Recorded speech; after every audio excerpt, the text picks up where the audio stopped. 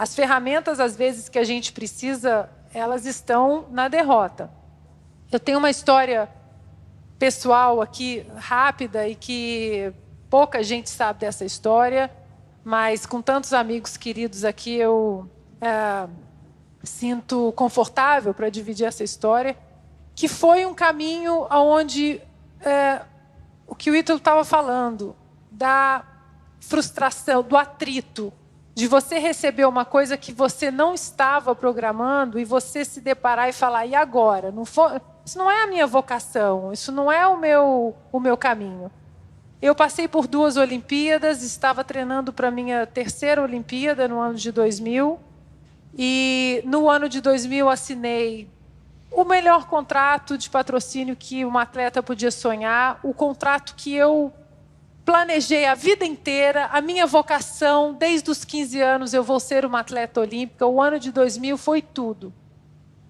E estava no caminho de ir para a minha 3ª Olimpíada e fiquei grávida. E dentro das cláusulas contratuais, gravidez não estava nos planos, o contrato seria rescindido.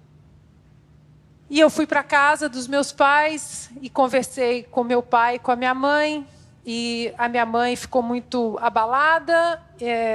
Eu estava num relacionamento longo, mas que tinha muitas idas e vindas. E hoje é um grande amigo, grande amigo, o meu ex, o pai do meu filho. E a minha mãe começou a chorar, e o que você vai fazer? Você vai perder seu contrato, e a Olimpíada, e agora, e o seu relacionamento, e chorava. E eu tinha no meu pai um grande amigo, aquela pessoa que eu sempre falava assim, eu nunca quero decepcionar o meu pai.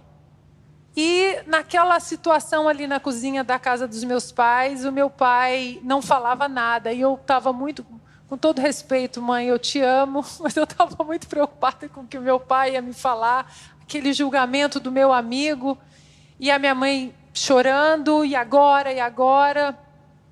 E quando ela, enfim, parou, o meu pai se virou para minha mãe e disse assim,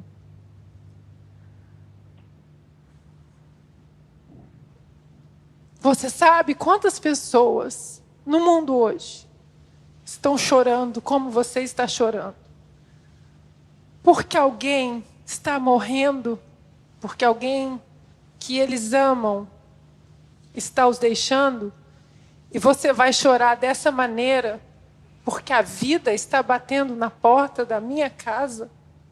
Não me interessa a condição. A vida está batendo na porta da minha casa, e eu vou abrir. E eu vou celebrar. E aquilo para mim foi um choque, ouvir aquilo do meu pai.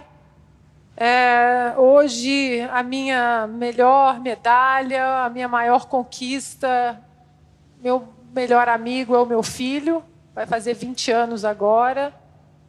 É uma pessoa incrível.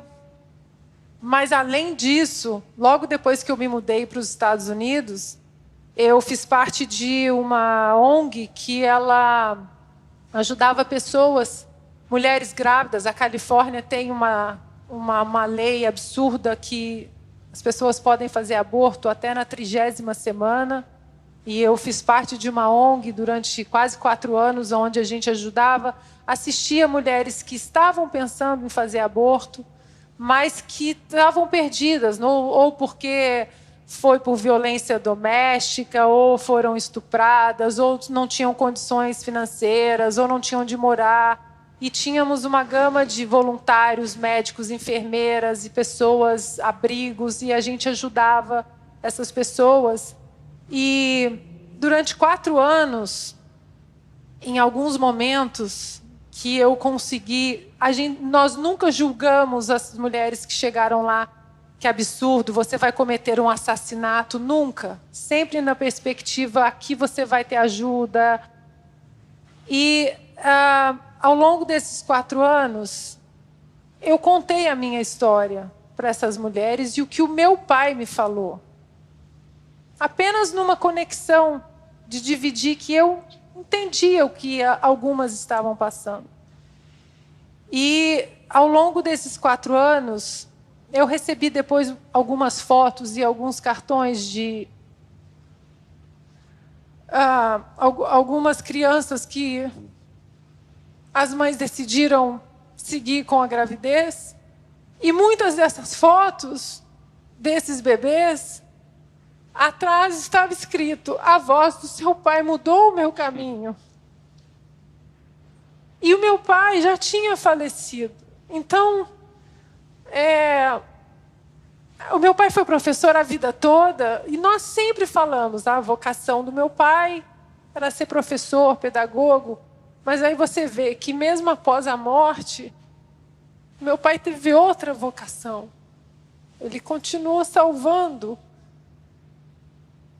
vozes que não tinham como falar. Então, às vezes o caminho vem um atrito, mas às vezes ali vai te mostrar outra vocação. Prestar atenção no caminho faz parte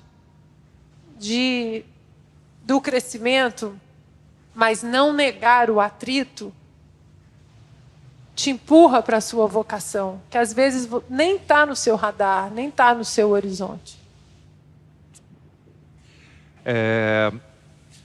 Bom,